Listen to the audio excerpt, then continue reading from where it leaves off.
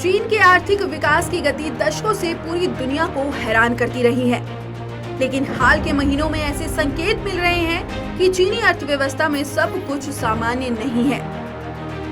तो आइए हम आपको बताते हैं क्या है इसके पीछे की वजह और चीन की अर्थव्यवस्था को लाचार बनाने के लिए किस क्षेत्र की कितनी रही है भूमिका।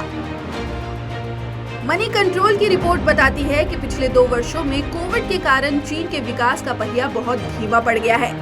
इस वर्ष दूसरी तिमाही में चीन की अर्थव्यवस्था की वृद्धि दर 0.4% पर आ गई है। वहीं स्थानीय सरकारों की आमदनी में इस वर्ष 6 लाख करोड़ युआन की कमी आने का अनुमान है। चीन के रियल एस्टेट क्षेत्र की हिस्सेदारी चीन की जीडीपी में 12% है। वर्ष 2022 की शुरुआत से ही चीन का रियल एस्टेट क्षेत्र मुश्किल में है। जून लगातार 10वां महीना है जब प्रॉपर्टी की कीमतें गिरी हैं।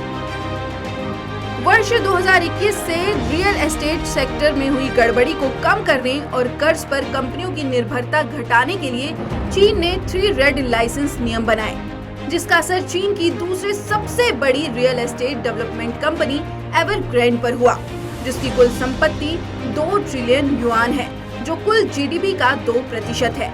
यदि एवरग्रैंड दिवालिया हुई तो उसका सीधा असर चीन की अर्थव्यवस्था पर होगा। वहीं दूसरी सबसे बड़ी भूमिका चीन में जारी कोयले का संकट है। कोयले की कमी से औद्योगिक इलाकों में कई घंटों तक बिजली की आपूर्ति नहीं हो पा रही, जिससे चीन का विनिर्माण क्षेत्र पूरी तरह से प्रभावित हो रहा है।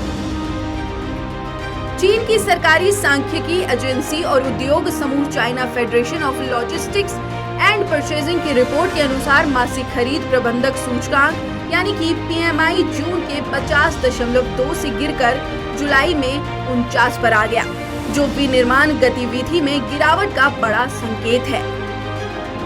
माना जा रहा है कि चीन की कर्ज नीति ही उसके लिए श्राप साबित हो रही है।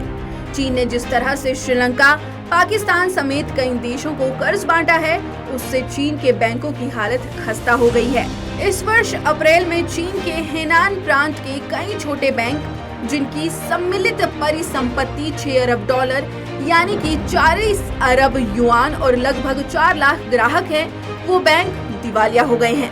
लोग अपना पैसा निकालने के लिए दर-दर भटक रहे हैं। गौर करने वाली बात ये है कि चीन के छोटे और मझोले आकार के लगभग 4000 और बैंकों में कुव्यवस्था, भ्रष्टाचार, कमजोर नियमन और खराब जोखिम प्रबंधन मौजूद है। ये बैंक भी हेनान प्रांत के बैंकों की राह पर हैं। ये सारी परिस्थितियां चीख कर बता रही हैं कि आने वाले वर्षों में चीन की आर्थिक स्थिति विषम चुनौतियों से भरी होगी, जिससे निकल पाना उसके लिए मुश्किल होगा।